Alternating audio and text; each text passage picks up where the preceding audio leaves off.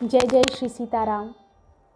मैं तेरा तू मेरा राम, कोटि कोटि है तुम्हें प्रणाम। मैं तेरा तू मेरा राम, कोटि कोटि शह तुम्हें प्रणाम।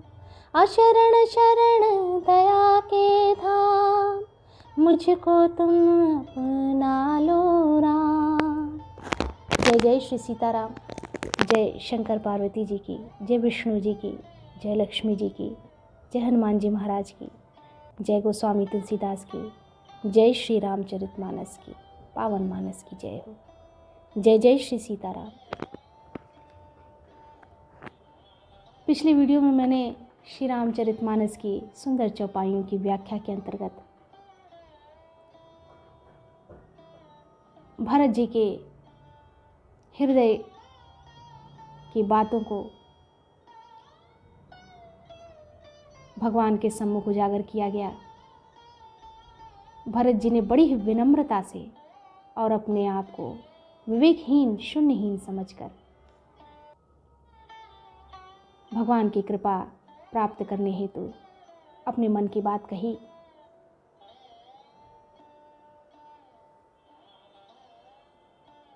भरत जी के पवित्र वचन सुनकर देवता हर्षित हुए और साधु साधु कहकर सराहना करते हुए देवताओं ने फूल बरसाए।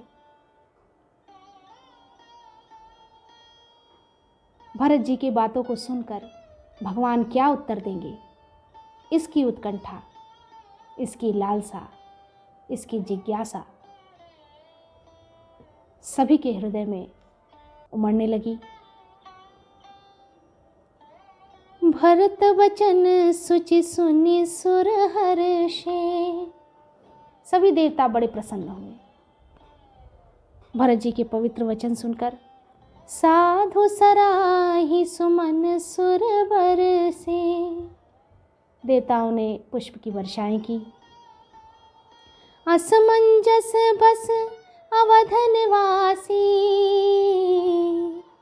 अभी स्थिति ऐसी थी कि भगवान क्या उत्तर देंगे, वो अयोध्या जाएंगे कि नहीं, वो लक्ष्मण जी को वापस जाने के लिए कहेंगे या नहीं, उनका राज तिलक होगा या नहीं। ये बहुत सारी बातें जो थीं वो असमंजस की स्थिति में थी, असमंजस की स्थिति को पैदा कर रही थीं। और इसी असमंजस की स्थिति का सामना सभी अयोध्यावासी कर रहे थे।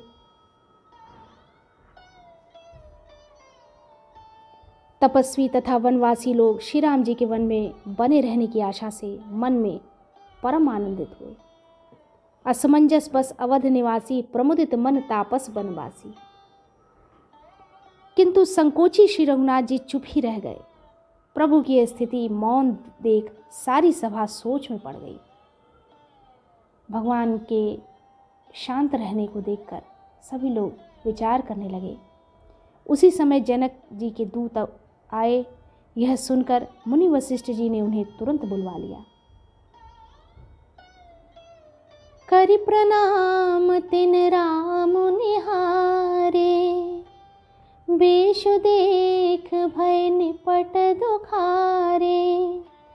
दूतन मुनि बर बूझी बाता, कहहु विदेह भूप कुशलाता। उन्होंने आकर प्रणाम करके श्री रामचंद्र जी को देखा। उनका मुनियों का सा वेश देखकर वे बहुत ही दुखी हुए।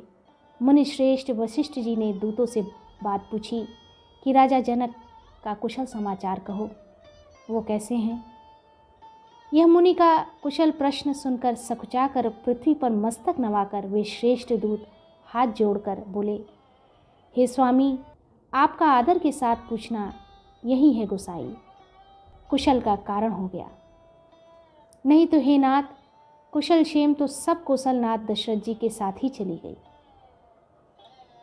उनके चले जाने से यूँ तो सारा जगत ही अनाथ, स्वामी के बिना असहाय हो गया, किंतु मिथिला और अवध तो विशेष रूप से अनाथ हो गए। इन दो जगहों पर बहुत अधिक प्रभाव पड़ा। और ये दोनों जगह अनाथ हो गए। कौशलपति गति सुनि जन कौरा, भे सब लोक शोक बस बोरा। जेहि देखते ही समय विदेहु, नाम सत्य यस लाग न केहू। अयोध्यानाथ की गति, दशरथ जी का मरण सुनकर जनकपुरवासी सभी लोग शोकवश बावले हो गए। सुध बुध भूल गए। उस समय जिन्होंने विदेह को शोकमग्न देखा, उनमें से किसी को ऐसा न लगा कि उनका विदेह देहाभिमान रहित नाम सत्य है, क्योंकि देहाभिमान से शून्य पुरुष को शोक कैसा।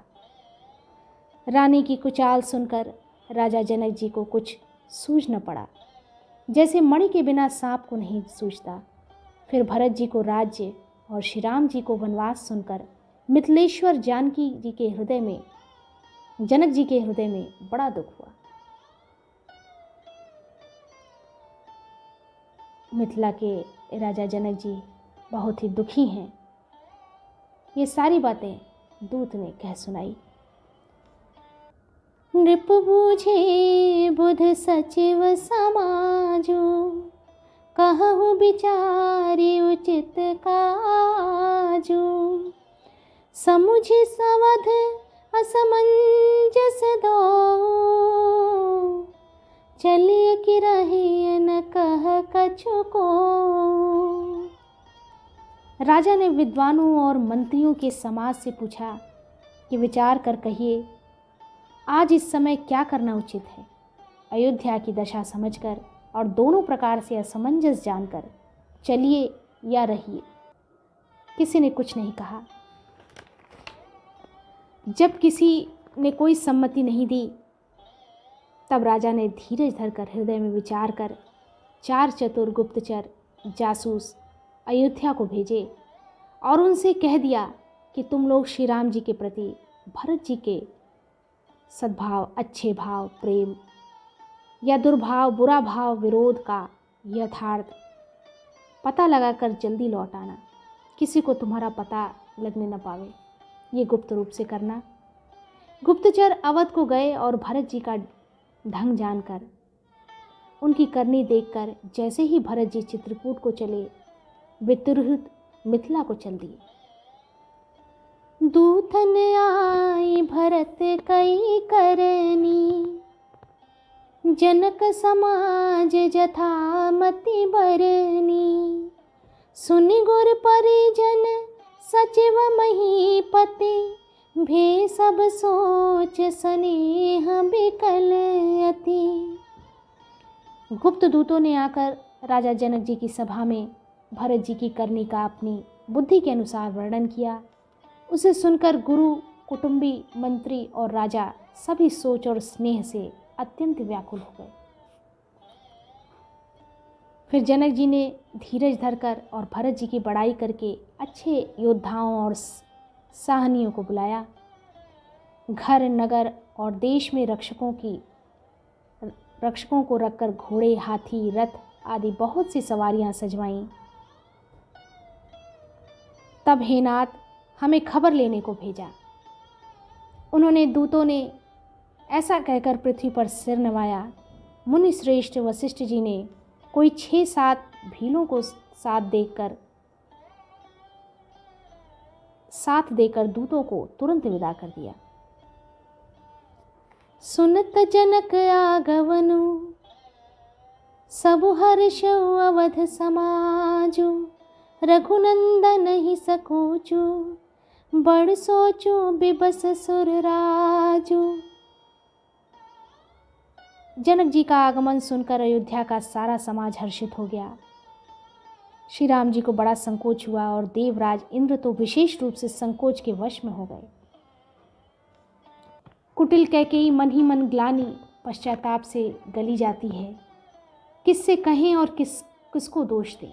और सब नर नारी मन में ऐसा विचार कर प्रसन्न हो रहे हैं कि अच्छा हुआ जनक जी के आने से 4 दिन और रहना हो गया। यही प्रकार गत बासर सो, प्रात नहान लाग सबको। इस तरह वह दिन भी बीत गया। दूसरे दिन प्रातःकाल सब कोई स्नान करने लगे। करि मज्जन पूजहि नर नारी, गणप गौरी त्रिपुरारी तमारी। स्नान करके सब नर नारी गणेश जी, गौरी जी, महादेव जी और सूर्य भगवान की पूजा करते हैं। फिर लक्ष्मीपति भगवान विष्णु के चरणों की वंदना करके दोनों हाथ जोड़कर आंचल प्रसार कर विनती करते हैं कि श्री राम जी राजा हों, जानकी जी रानी हों तथा राजधानी अयोध्या आनंद की सीमा होकर रहे। फिर समाज सहित सुखपूर्वक बसे और श्री राम जी भरत जी को युवराज बनावें। हे देव, इस सुख रूपी अमृत से सींच कर सब किसी को जगत में जीने का लाभ दीजिए। गुर समाज भाईन सहित राम राजपुर हो।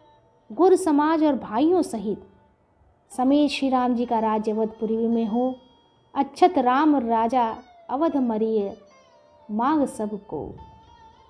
और श्री राम जी के राजा रहते ही हम लोग अयोध्या में मरे। सबको यही मांगते हैं, सभी लोग यही मांगते हैं। इस वीडियो में इतना ही।